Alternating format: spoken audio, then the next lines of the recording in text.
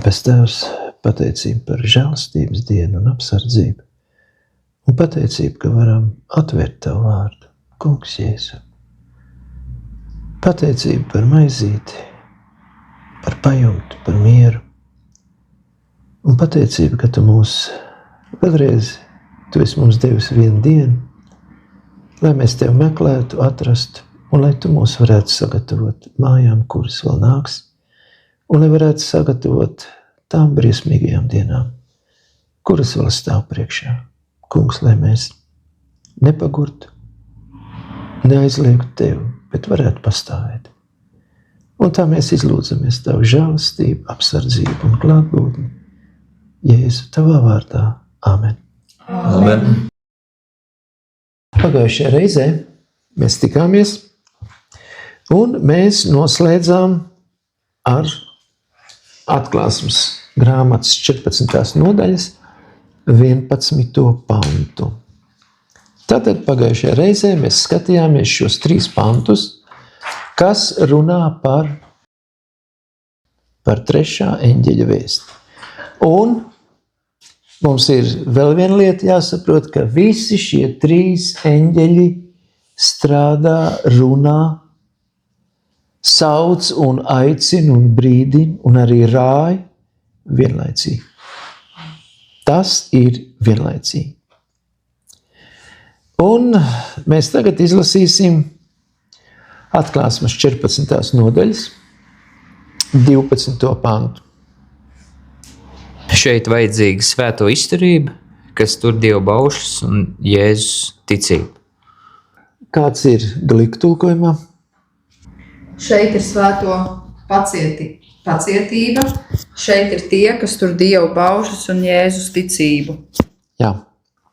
Man teikt, kā ir liecība. Tā nav liecība, tā ir ticība. Un par liecību, ja mēs runājam, tad tas ir citā vietā pieminēts. Un Atklāsmes 12. nodaļas 17. pantā.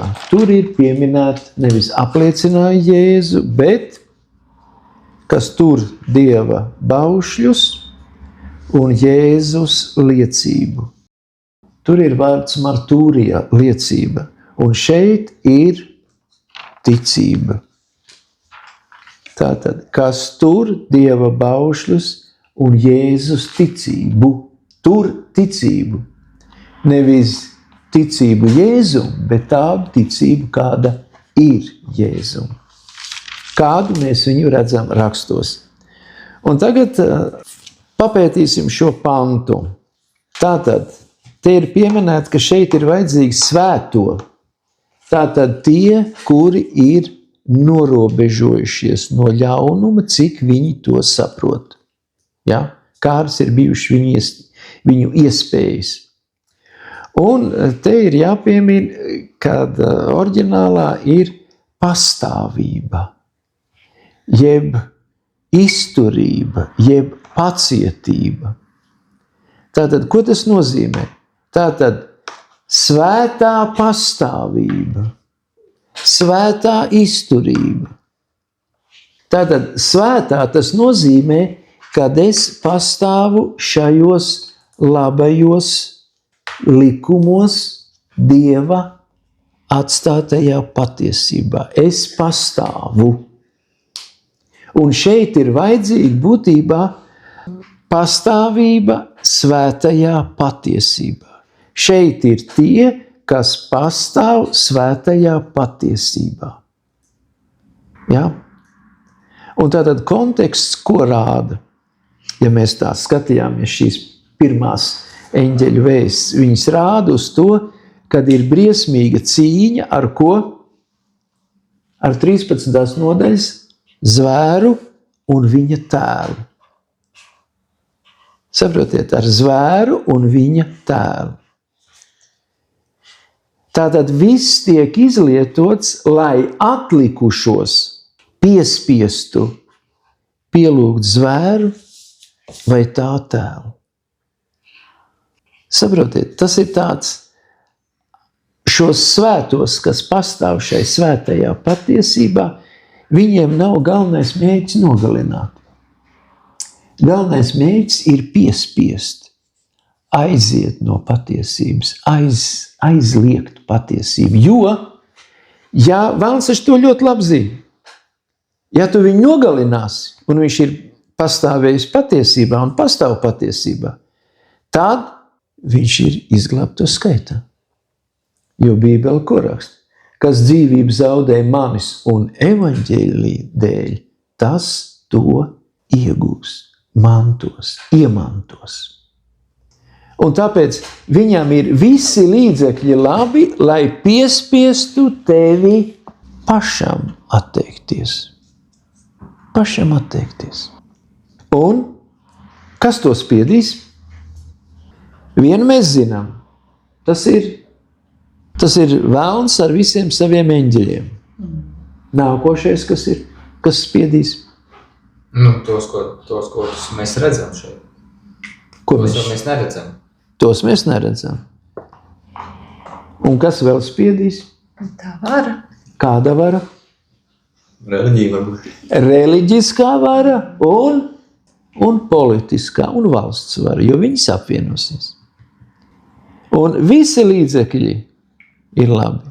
Un ja mēs atkal atveram Mateja 24. nodaļu, un tur pašā sākumā ir rakstīts: pielūkojiet, lai neviens jūs nepievīja. Mateja 24 un 4.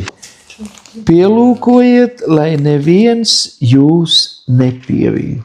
Tur tā ir rakstīts.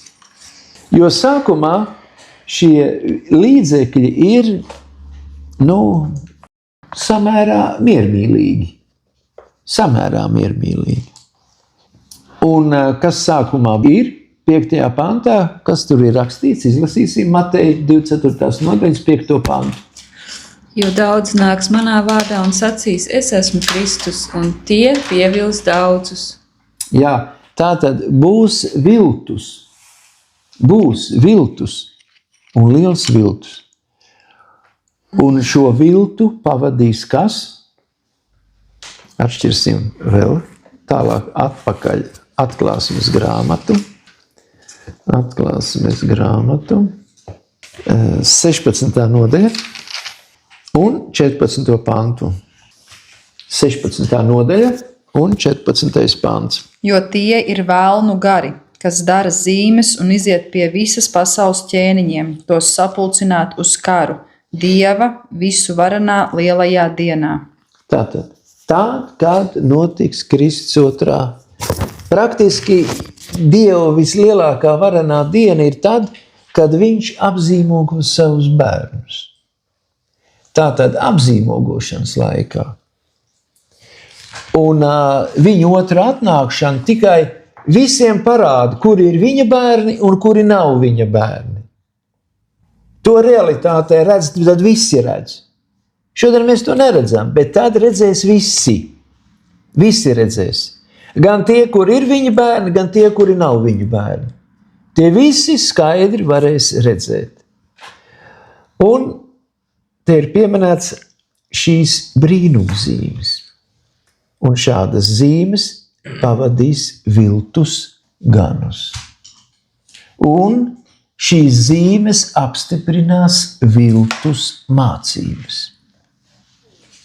Saprotiet? Kas būs tie viltus gani? Kas viņi būs? Jebkurš To nevar zināt. to nevar zināt. Var zināt pēc viņa augļiem.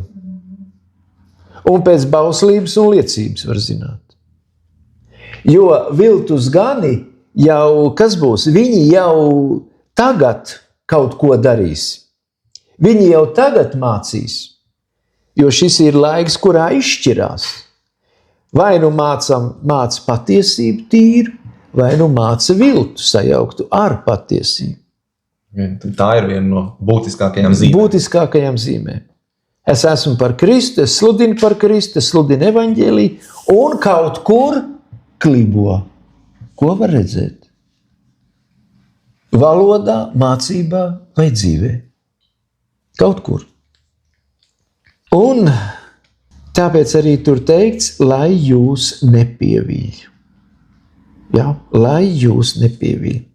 Tātad, šeit ir tie, kas pastāvēs. Tātad pastāvēs cilvēki, kuri turēs Dieva baušļus un kuriem būs Kristus ticība. Un kāda bija Kristuma ticība? Visur stāv rakstīts. Visos jautājumos, bet nevis atsevišķos vai kaut kur. Bet tieši vienkārši. Ar ko atšķirās bauslība ar Jēzus ticību? Redz, bauslība Jēzum bija sirdī, un viņa ticība atklājās, un ticība atklājās kā dzīva bauslība. Viņa dzīvē atklājās. Un viņa ticība atklājās kā, mēs sakām evaņģēlijas sludināšana, bet viņa ticība atklājās to mērķu piepildīšanā, kāds bija viņa uzdevums dzīves. Tātad Kristus dzīves uzdevums bija kāds pasludināt patiesību, atklāt tēvu, un samaksāt par visiem cilvēku grēkiem. Mēs nevaram samaksāt par saviem grēkiem, bet mēs varam pasaulē atklāt Kristu, kāds viņš ir, atklāt bauslību un pasludināt pēdējo glābšanās vēsti. Ja es kādu no šiem 3 punktiem nedaru, tad kas es esmu par Kristus pārstāvu? Vai tad man ir Kristus ticība? To, lai katrs pats pārbauda. Jo, ja mūsu draudz kaut vai, mēs sakām, laudeķejas draudz, jeb adventis draudz, ja viņi būtu savu darbu izdarījusi, mēs te nesēdētu. Mēs nebūtu. Bet, ja mēs tā esam, viņa savu darbu nav izdarījusi. Viņa nav pasludinājusi pasaulē evaņģēliju, un viņa nav atklājusi pasaulē Jēzus Kristus ticību, kas ir Dieva likumu, norādījumu un liecību realizāciju savā dzīvē. Es nesaku, ka es to varu vai kāds cits to var, bet tā ir sadarbība ar Dievu, ar Kristu tā ir sadarbība. Kristus jau gaida, lai to atklātu. Lai tas parādītos, lai viņš varētu iemājot, lai viņš varētu šīs lietas, kā lai saka, manī veikt. Viņš jau gaida, lai varētu man atklāt, kā man jārunā, ko man jādara. Bet es kaut kur pretojos. Kaut kur, kaut kas viņam neļauj to mani izdarīt. Tātad es viņu neesmu pieņēmis. Tātad viņš vēl klauvē pie manas sirds durvīm, bet viņš man nav iegājis manā sirdī. Un viņš ir dzīvais vārds. Dzīvs viņš ir. Un ja viņš ir dzīvs vārds, tad viņš arī dzīvo manī šis vārds. Un ja šis vārds dzīvo manī, tad es dzīvoju Kristus dzīvi, tad manī ir Kristus ticība. Un es daru to darbu, ko Dievs no katra no mums prasa. Tā ļoti vienkārši. Un arī kur ir tie augļi, un arī kur ir tie pusaugļi. Mūsu uzdevums ir atklāt pravietojumus.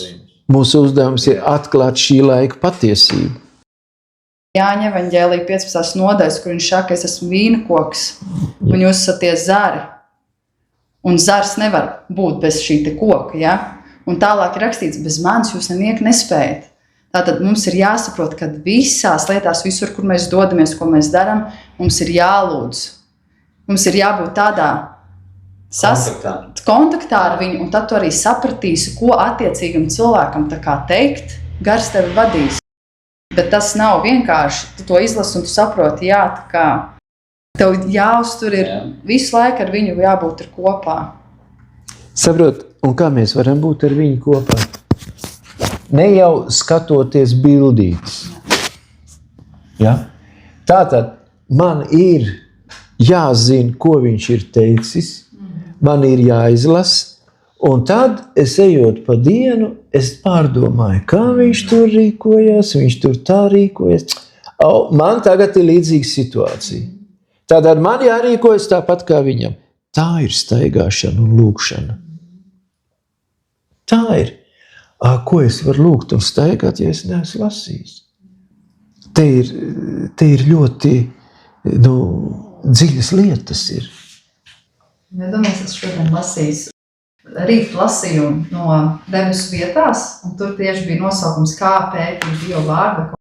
Un tur viņi par to raksta, ka mēs vienkārši esam aizmirstuši, ka mums vajadzētu izlasīt pantu un to pārdomāt tā, ka mēs to saprotam. Un tad pa dienu tu pēc tam, tā kā Miķels teica, ja? Jā, tu ej, tu dari un tu pārdomā. Bet viņi raksta, mēs daudzreiz vienkārši pavirši, mēs izlasam kaut ko un viss. Citreiz ir ļoti smagi ieiet dienā, kad tu aizmirsti lūgt Dievu. Tu atceries, jā, un tu saproti to, ka ar tevi tikko varēja notikt kaut kas ļauns un slikts. Saproti, tā vēl esi dzīvs, jā, bet saproti to, ka tagad viss jāiet, bet te jāpaliek vienam dēļ. Ir visi tādi brīži. Jā. Ja mēs runājam, kas var pastāvēt, un ja mēs runājam par šo trīskārtīgo eņģeļu, par trešā eņģeļa vēsti, tad vēl būs saucamais pusnakts sauciens, kad šiem 3 eņģeļiem pievienosies eņģelis no 18. nodaļas 1. panta. Un kas viņi būs? 18.1. Izlasam. Pēc tam es redzēju citu eņģeli, nokāpjam no debesīm, tam bija liela vara, un zeme kļuva gaiša no viņa spožuma. Tātad, šie 3 eņģeļi ir norunājuši. Jā. Pa vidu te ir mocības, bet šīs mocības, tātad 16., 15. nodaļas, ja, ir pēc žēlastības laika, praktiski pēc žēlastības laika beigām. Bet šeit 18. nodaļa turpina 14. nodaļu. Ja? Jo te vēl ir žēlastības laiks, un te vēl ir runāts par šo Bābeles krišanu, par ko mēs esam runājuši. Un tātad zeme vēl kļūs gaiša no viņas spožuma. No kāda spožuma? No šo 3 eņģeļu un 4. eņģeļa spožuma. Tātad tas ir pēdējais sauciens uz šīs planētas. Aicinājums, tāpat kā Noā. Kāda brīnuma notika?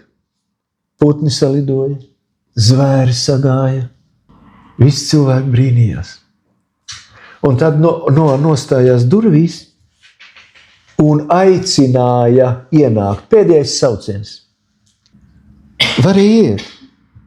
Durvis bija vaļā. Un tad, kad negāja, tad Dievs pateica, ej, un eņģelis nolaidās, ko visi cilvēki redzēja, un aiztaisīja šīs durvis ciet. Un ko cilvēki darīja? Sākās tādas izvirtības, ļaunums un orģijas, kādas nekad nebija šī zeme piedzīvojusi. Bet pirms tam jau arī bija. Pirms tam arī bija, bet sākās tādas. Kāpēc sākās? Tāpēc, ka Dievs atņem žēlastību šai pirmsplūdu civilizācijai. Un tagad arī atņems. Arī tagad atņems. Un sāksies tādas lietas, kas mums sapņos nav rādījušās. Visās jomās. Ēšana, dzeršana, netiklība, ļaunums, nogalināšana un tam līdzīgi. Ja mēs te tālāk runājam, mums te ir Atklāsmes grāmatas 14. nodaļas 13. pants. Izlasīs, ja? Atklāsmes grāmatas 14. nodaļas 13. pants. Es dzirdēju balsi no debesīm sakām, raksti, svētīgi mirušie, kas mirst iekš tā kunga no šā brīža. Tiešām, saka gars, lai tie atdustas no savām pūlēm, jo viņu darbi tos pavada. Tātad, sāksim ar to pašā sākumā. Es dzirdēju balsi no debesīm sakām. Tātad, Dievs runā. Viņš dzirdēja ko Dievs saka par šiem, kuri ir bijuši pastāvīgi un bauslībā un Jēzus ticībā, kuri ir pastāvējuši. Tie, kuri ir pastāvējuši. Un par tiem balss no debesīm saka, raksti, svētīgi mirušie, kas mirst iekš tā kunga no šā brīža. No kura brīža? Kāpēc viņi ir svētīgi? Arī citi ir svētīgi. Bet skaidrs ir viens, ka šie cilvēki zin trīskārtīgo eņģeļu vēsti, kas mirst no šī brīža. Viņi saprot to, ka nākošais brīdis pēc šīs vēstas pasludināšanas ir viņa atnākšana. Viņi zina, kad ilgi nebūs jāgaida. Viņi to zina. Un te ir rakstīts, ka viņi ir svētīgi. Kāpēc? Tāpēc, ka viņi ir izvēlējušies, viņi ir dzirdējuši pilnu vēsti un viņi to ir pieņēmuši. Viņi mirst ar ticību uz augšām celšanos un mūžīgo dzīvību. Šeit ir rakstīts, kas mirst iekš tā kunga, ja, no šā brīža. Un te ir tālāk teikts, tiešām saka gars, lai tie atdusas no visām savām pūlēm. No kādām? Tur ir grieķiski ir kopoi. Tātad piepūle, pārgurums, grūts darbs.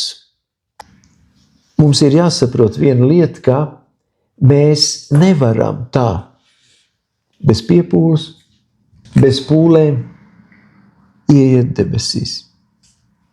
Mēs nevaram. Kāpēc ir vajadzīga šāda piepūle? Tāpēc, ka mums ir miesa, kura cīnās tam pretī. Mums ir tādi ieradumi, kuri ir tomēr jāpārvar. Un mums apkārt riņķī ir ļoti daudz dažādi maldinātāji. Mums ir daudz kārdinātāji. Visi, lai tevi no turienes dabūtu nost. Dabūtu nost no šīs 14. nodaļas 12. panta, lai tu nepastāvētu svētumā, neturētu bauslību un lai tu nesekotu Kristus ticībai. Un tālāk, jo viņi darbi tos pavada. Tātad, te ir tas pats, kas ir Jēkaba grāmatā, ko mēs varam atšķirt 2. nodaļa, un tur izlasīsim 14. pantu. Ko tas palīdz man, brāļi, ja kāds teica, tam esot ticība, bet tam nav darba? Vai ticība viņu var izglābt? Ticība bez darbiem ir piekrāpšana. Un 17. Tāpat arī ticība, ja tai nav darbu, tā pati par sevi ir nedzīva. Jā. Un 20. pantā ir rakstīts, bet vai tu gribi zināt, tukšais cilvēks, ka ticība bez darbiem ir nedzīva.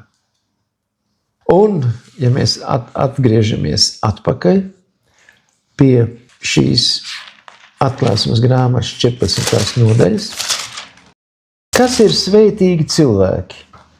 Un tagad palasīsim tādu lielu atkārtojumu. Kas ir svētīgi cilvēki? Tātad atklāsmes grāmatā 1. nodaļa, 3. pants. Un tā uz priekšu. Kurā nodaļa? Atklāsmes grāmatas 1. nodaļa, 3. pants. Svētīgs tas, kas lasa, un tie, kas klausās praviešu vēstījumu vārdus, un tur to, kas šeit rakstīts, jo noliktais laiks ir tuvu. Jā, jo noliktais laiks ir tuvu. Tālāk, atklāsmes grāmatas 16. nodaļa un 15. pants. Redzi, es nāku kā zaglis, svētīgs, kas nomodā un savas drēbes sarga, ka tas nestaigā pliks un viņa kauns netop redzēts. Jā. 19. nodaļu un 9. pantu. Un viņš man saka, raksti, svētīgi ir tie, kas aicināti jēra kāzu mīlestā. Viņš man saka, šie ir patiesie Dieva vārdi. Jā. 20. nodaļu un 6. pantu. Svētlaimīgs un svēts ir tas, kam daļa pie pirmās augšām celšanās. Pār tādiem otrai nāvei nav varas, bet tie būs Dieva un Kristus priesteri un valdīs kopā ar viņu 1000 gadu. Jā, paldies. 22. nodaļa, 7. pantu.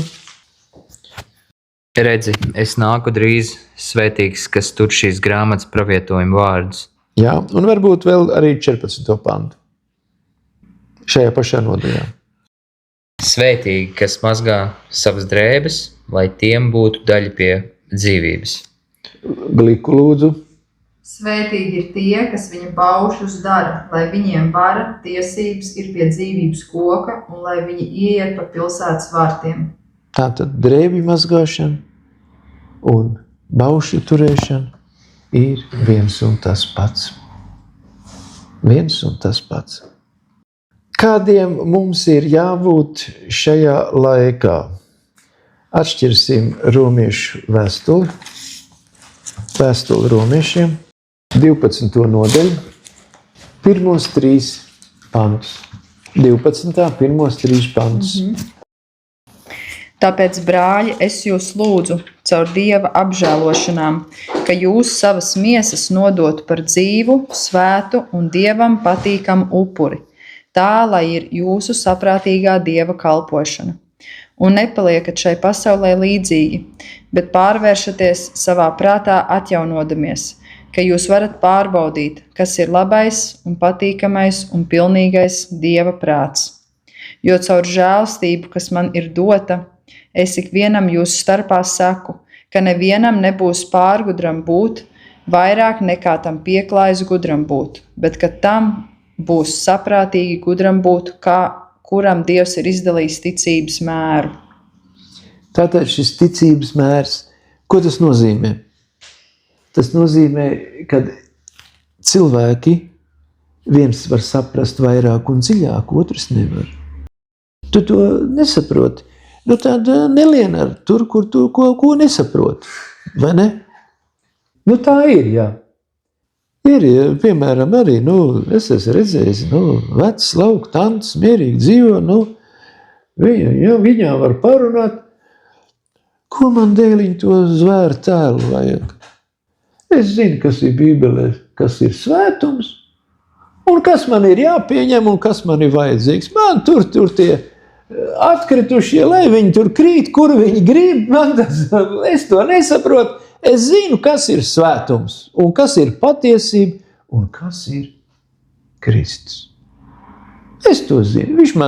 Viņš ir mans kungs un mans glābējs. Viss, un lieciet man mierā. Viņai nevajag ne atkritušo protestantismu, ne kaut kādu zvēru bildi viņiem vajag, neko viņiem nevajag. Dievs man neliks 7 mocības mocīties. Tāpēc, kad es viņam sekoju, es lasu, es ticu. Un ja es izlasu, ka tas ir pareizi, tad es tā arī dzīvoju. Un to ir teikuši vecie adventisti, kuri vēl kādreiz mācījās Sužos, kuri izdzīvoja Latvijas laiku, Tēvijas karu, Krievu laiks. Ļoti interesanti ir. Panā pusē, kur es dzīvoju, tur bija viena māsa, viņa sen jau mirusi. Viņa kopa teļus. Viņai bija vislielākais pieaugums. Un kas notiek? Viņa piekdienā pieliek pilnas silas, teļi ēd. Sestdienā viņus turieni aiziet tikai sestdienas vakarā. Un tad, kad kāds brigadieris iet, visi guļ, visi klusu. Es neaizmirstu, kā viņi sauc. Saprot, un vislielākais pieaugums. Tā ļoti vienkārši. Un viņi tā pieraduši, un viss notiek. Ko man? Ne viņu sauc uz partijas sapulci, nekur viņi mierīgs. Sestdienas rītā brauc uz sapulci. Sākumā visi rādīja pirkstu, bet nevar likt godu plāksnē. Nevar tādu likt, bet alga viņai bija laba, cilvēki viņu cienīja, priekšniecība viņu cienīja, viņa bija godīga, strādāja savu darbu. Un Dievs viņu svētīja. Ko man tur par tām augstām lietām? Tā tas ir, ticības mērs. Viņai bija savs ticības mērs. Un mums katram ir savs ticības mērs. Un ja to, ko Dievs tev dod, to tu pieņem, tad viņš tev arī dod prieku un laimi. Un viņš tev dod arī kaut ko no debesīm. Kad tu vari priecīgs iet arī pa šo zemi un staigāt. Tā ir ļoti vienkārši. Kādiem mums jābūt šajā laikā? Tātad mēs te izlasījām, kādiem jābūt. Filipiešu vēstulē mēs te nesen mācījāmies Filipiešu vēstuli 1. nodaļa. Un tur no 27. līdz 28. pantam. Tikai dzīvojiet tā kā ir Kristus evaņģēlī cienīgi, lai vai nu nāktams un jūs redzētams vai prombūdams par jums dzirdēt, ka jūs stāvat vienā garā, vienprātīgi kopā cīnītamies par evaņģēlī ticību, nekādā lietā nebīdamies no pretinieku draudiem. Tā ir viņu pazušanas, bet mūsu pestīšanas zīme, un tas ir no Dieva. Jā, paldies. Tātad viņu pazušanas zīme. Kas tad ir viņu pazušanas zīme? Te ir rakstīts Kristus evaņģēlī cienīgi. Un kāds tad ir šodienas galvenais evaņģēlijs, kas jāpasludina pasaulē? Šī trīskārtīga eņģeļa vēsts. Un mēs nekur nevaram aiziet prom ne no bauslības, ne no liecības, ne no tā, ka šodien ir tiesas laiks debesīs, ne no svētnīcas kalpošanas. Mēs nekur nevaram prom aiziet. Jo arī tā ir rakstīts. Jo ja es aizēju prom, tad tā ir mana pazušana. Tas te skaidrs ir uzrakstīts. Pazūd, bet viņiem tā ir pazušana, jo viņi to pārkāpj un neievēro. Mums tā ir glābšana, jo mēs tajā dzīvojam. Kas vieniem ir pazušana, tas otriem ir mūžīgā dzīvība. Ko nozīmē cilvēka izvēle? Un tad Efesiešu grāmatu atvērsim 5. nodaļu. Efesieši 5 un tur 18. pantu. Un neapreibināties ar vīnu, no kā ceļas izlaidīga dzīve, bet topiet gara pilni. Kā ir gliks? Un nepiedzerieties ar vīnu, tas ir posts, bet topiet piepildīti ar garu. Jā. Kā mēs varam tikt piepildīti ar Dievu garu? Mēs varam tikt piepildīti tad, kad mēs lasām, mēs saprotam un mēs pieņemam lēmumu to pieņemt, tam paklausīt. Un tad, kad Tēvs redz mūsu šo apņemšanos, šo mūsu nepilnīgo, paklausību, nepilnīgo varbūt arī saprašanu, tad ko viņš dara? Viņš sūta mums sapratni, un tā ir svētā gara dāvana. Mēs vienkārši saprotam. Mēs lasām, mēs gribam saprast vēl dziļāk, un mēs saprotam. Un tad, kad mēs kaut kur blakus izlasām citu rakstu vietu, kas paskaidro šo pirmo, tad mums tie arī tiek atgādināts, un ļoti jauki. Un tas nozīmē, ka mēs esam pildīti ar garu. Mēs nepretojamies Dievu vārdam, un ja mēs nepretojamies, tad Dievs ir apsolījis mūsos mājot caur savu garu. Kā tas iespējams? Liekamies mierā, tur bez filozofijas. Tur nav ko. Un ne par velti Kristus arī tāpēc teica, tas ir labi, kad es aizēju no jums. Jo, kad es būšu aizgājis un jums vietu sataisīt, tad es sūtīšu patiesības garu, kas jūs mācīs un vedīs visā patiesībā. viņš ņems no manis un jums to darīs zinām. Tas ir apmēram, kā lai pasaka, mēs arī nospiežam pogu, ieslēdzam un mums māca kaut ko. Un tā pogas nospiešana ir Bībeles vārdu pieņemšana. Ar to es atveru kanālu ar debesīm. Es varu lūgt, atverās kanāls, es varu lasīt, un atkal es gribu saprast, ko tur man pasaka. Tie ir šie debesu kanāli. Un te ir, mēs pieminējām 15. Jāņa nodaļu, bet izlasīsim Lūkas 22. nodaļā, Lūkas 22, un tur būs no 24. līdz 27.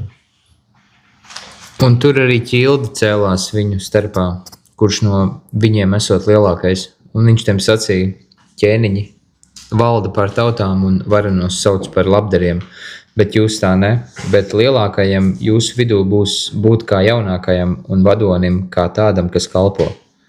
Jo kas ir lielāks, vai tas sēž, kas ir lielāks, vai tas, kas sēž pie galda, vai tas, kas kalpo. Vai ne tas, kas sēž pie galda, bet es esmu jūsu vidū kā tāds, kas kalpo. Labi, Gliku lūdzu. Un tur arī bāršanās cēlās viņu starpā, kurš no viņiem esot lielākais. Bet viņš uz tiem sacīja, pasaules ķēniņi valda, un varenie top saukti cienīgi kungi. Bet jūs tā ne. Bet lielākajam jūsu starpā būs būt kā mazākajam, un augstākajam kā kalpotājam.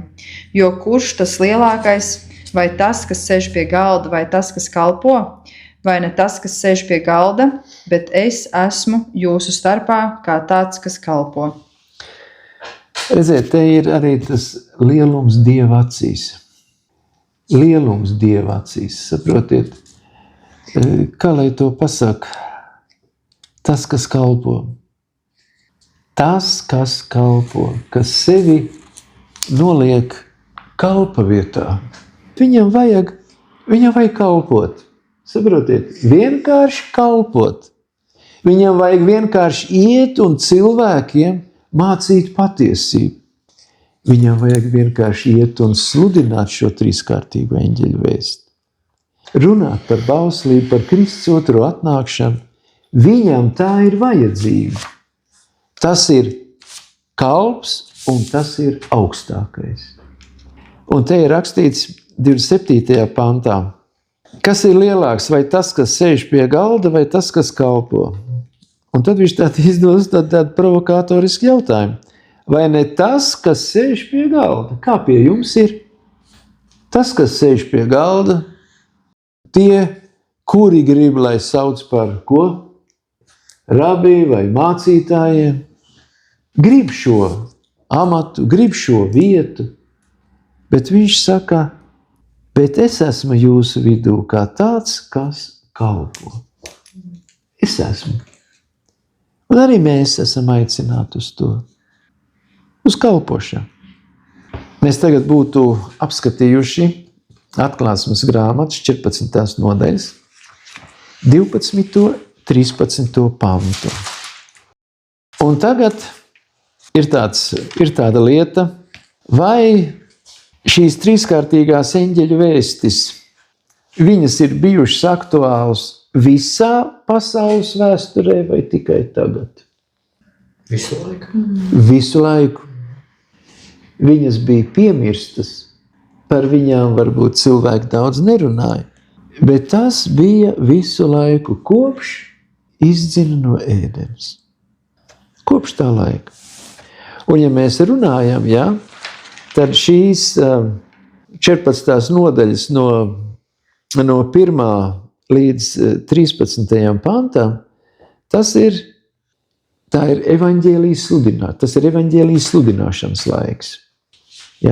Evaņģēlijas sludināšana, sevišķi mūsdienās. Un nākošie panti parādās šo pasaules vēstures 6000 gadu glābšanas vēsts sludināšanas rezultāts. Tad ar šī glābšanas vēsts ir kā krita grēkā, tā ir glābšanas vēsts. Un šīs glābšanas vēsts sludināšanas, kāds ir rezultāts? Ko tas nozīmē? Tas nozīmē, ka šī vēsts izdara darbu, un kas to pieņem, tas arī ir svētīts no šīs vēsts. Un izlasīsim vēl, kas šo vēstu pieņem, tiek aizvests uz debesu mājām, kas nepieņem, tiem būs, kā lai saka, nevis debesu mājas, bet būs mūžīgā nāve. Ko tas nozīmē mūžīgā nāve? Tu esi dzīvojis, tu tiksi līdz ar savu grēku, kas tevī mājo, ko tu neesi atstājis un neesi gribējis atstāt. Iznīcināts, un tev nebūs vairs nekad otrreizējā iespēja augšām celties vai kaut ko labot. Tu esi mūžīgi pazudis. Tu esi nodzīvojis un pazudis. Un izlasīsim Galatiešiem 6. nodaļu, vēstuli Galatiešiem 6. nodaļa, 7.8. pantu. Nepievilieties, Dievs neļaujās apsmieties, jo ko cilvēks sēj, to viņš arī pļaus. Proti, kas sēj savā miesā, tas pļaus no miesas pazušanu, bet kas sēj garā, tas pļaus no gara mūžīgo dzīvību. Kas sēj miesā? Tas nozīmē, kas pakļaujas. Man tā patīk, es tā daru. Man tā ir ērti, es arī tā daru. Es Dievu neaizliedzu. Es jau Dievu neaizliedzu, bet es daru tā, kā man labāk patīk. Kā man gribas. Es no Dieva, no Bībeles paņemu to, kas man der. A to pārējo, nekā. Bībelē ir parādīts gan ļaunais, gan labais. Mums ir skaidrs, ka Dievs aicina nepieņemt to, kas ir ļauns, bet viņš aicina pieņemt visu, kas ir labs. Bet nevis izšķirot, tas man der un tas man neder. Un te ir tālāk rakstīts, kas sēj garā. Tātad to mēs saprotam, ka Bībele ir inspirēta grāmata, kad svētā gara vadīti cilvēki ir lasījuši, ir rakstījuši vēstis, ko Dievs sūta no debesīm. Tātad tās ir garīgas vēstis. Un te ir rakstīts, kas sēj garā. Tātad, kas to sēj savā sirdī, kas to pieņem. Tas ir garā. Nevis man ir emocijas, man ir atklāsme, bet es lasu, un to, ko es esmu izlasījis, to, ko Dievs vēlas, kā to saprast, sēt sevī, kā var sēt, tad es tam sekoju. Vienkārši es tam sekoju. Un tie arī pļaus mūžīgo dzīvi. Un, ja mēs tālāk ejam, vēl varbūt Mateja 13. nodaļu, Mateja 13. nodaļa, tur ir tā līdzība par sējēju. Un varbūt palasīsim 13, 30, 36. līdz Mateja 13, 36 līdz kādiem 43. pantam. Tad Jēzus ļaudis atlaides iegāja namā, un viņa mācekļi pie tā piegāja un sacīja, izskaidro mums līdzību par nezāli tīrumā. Un viņš atbildēja uz tiem, sacīja, tas, kas sēja labo sēklu, ir cilvēka dēls, bet tīrums ir pasaule, un labā sēkla ir valstības bērni, un nezāle ir ļaunā bērni. Ienaidnieks, kas to sējis, ir velns, un pļaujamais laiks ir pasaules gals, un pļāvēji ir eņģeļi. Tad tā, kā nezāle salasa un ugudī sadedzina, tā arī notiks pasaules pastrā galā. Izlabojiet pasaules nevis pastarā, bet gala laikā. Pasaules pastarais gals ir kas? Ļaunuma absolūta iznīcināšana. Gala laiks, pasaules gala laiks, ja? Pasaules noslēguma galā, ja pasaules galā, Cilvēka dēls izsūtīs savus eņģeļus, un tie salasīs no viņa valstības visas apgrēcības un tos, kas dara netaisnību, un tos metīs degošā ceplī. Tur būs raudāšana un zobu trīcēšana. Tad taisnie spīdēs kā saule savu tēvu valstībā, kam ausis dzirdēt, tas lai dzird. Jā. Tātad, ko vispirms salasa? 40. Tad, tā kā nezālis salasa un ugunīs sadedzina, tā arī notiks pasaules galā. Un 41. pāns. Cilvēka dēls izsūtīs savus eņģeļus, un tie salasīs no viņa valstības visas apgrēcības, un tos, kas dara netaisnību. Tātad, visas apgrēcības, un tad 43. pāns. Tad taisnie spīdēs, kā saule savu tēvu valstībā, viņi būs tur salasīti. Vispirms visas negantības. Un tāpēc ir skaidrs, kad pašā pēdējā laikā visi cilvēki, kuri darīs negantības un nebūs atteikušies no ļaunuma, viņi apvienosies. Un par to mēs tālāk lasīsim Atklāsmes grāmatā. Viņi apvienosies, lai iznīcinātu taisnos cilvēkus. Apvienosies. Par to mēs tālāk lasīsim 14. nodaļā. 14. nodaļā. Tātad, salasīs ražu, gan labu ražu, gan ļaunu ražu. Ja? Un tad atgriezīsimies atpakaļ uz Atklāsmes grāmatas 14. nodaļu, un tur 14. pantu. Es redzēju, un draugi, bija balts mākonis, un uz mākoņa kāds sēdēja, līdzīgs cilvēka dēlam. Tam bija uz galvas zelta vainags un rokā Sirpis. Jā. Tātad 14. pants saka ļoti vienkārši. Kristus nāk, uz galvas zelta vainags un rokā sirpis. Tātad Kristus nāk kā valdnieks, tāpēc, ka viņam ir kronis galvā.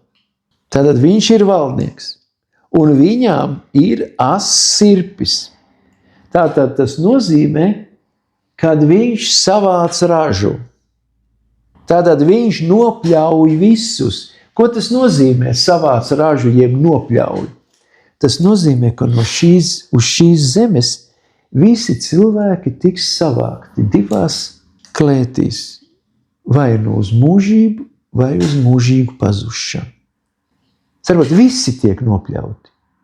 Kad pļauj, viņš nopļauj visus. To rāda šī līdzība, šie panti. Nebūs, kuri te paliks un dzīvos 1000 gadus. Visi tiks nopļauti.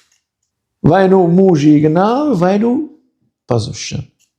Būtībā šeit 14. nodaļā uz tie, kur pazūd, viņi tiek nopļauti, ja viņiem tiek atņemta dzīvība uz 1000 gadiem. Un tad tikai būs mūžīgā pazušana. Būs vēl vienreiz augšām celšanās. Par to mēs mācīsimies. Un te ir rakstīts līdzīgs cilvēka dēlam.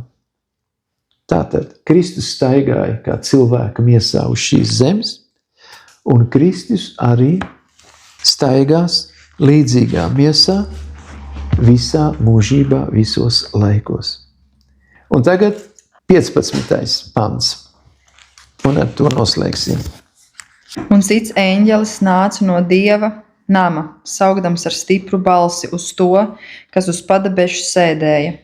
Cērt ar savu sirpi un pļauj, jo pļaušanas stunda tev ir nākusi, tāpēc, ka pļaujamais virs zemes ir ienācies. Jā. Kas te ir rakstīts? Tātad cits eņģelis no Dieva nama. Tātad no tēva. Tātad ir tēva pavēle Kristum. Ja? Cits eņģelis. Tātad tēva pavēle Kristum.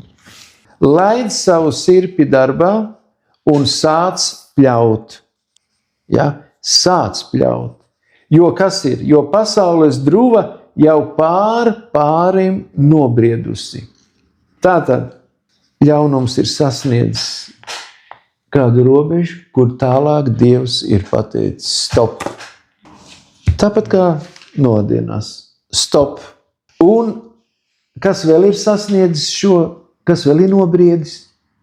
Mūžībai nobrieduši cilvēki. Un arī, tātad, ko tas nozīmē? Civilizācija beidz pastāvēt. Jo tie, kas ir izvēlējušies sekot Dievam, ir atteikušies no visa ļauna un ir apzīmogoti un derīgi debesīm. Un tie, kas ir atteikušies no debesīm, ir sasnieguši to ļaunumu robežu, kur tālāk viņiem vairs nav ļauts attīstīties, turpināties. Un civilizācija noslēdzās. Civilizācija kā tāda beidz pastāvēt. Un ko vēl mēs te varam atrast? Ir tikai divas cilvēku grupas. Nav vidusslānis. Saprotiet? Nav vidusslānis. Nav, es nezināju, es nesapratu. Es esmu izvēlējies nezināt vai izvēlējies nesaprast. Es esmu izvēlējies zināt un es esmu izvēlējies gan saprast, gan pieņemt, gan sekot. Vidusslāņa nav. Vieni ir gatavi mūžībai, otri ir gatavi nāvei. Tālāk par 16. pantu mēs parunāsim nākošajā reizē.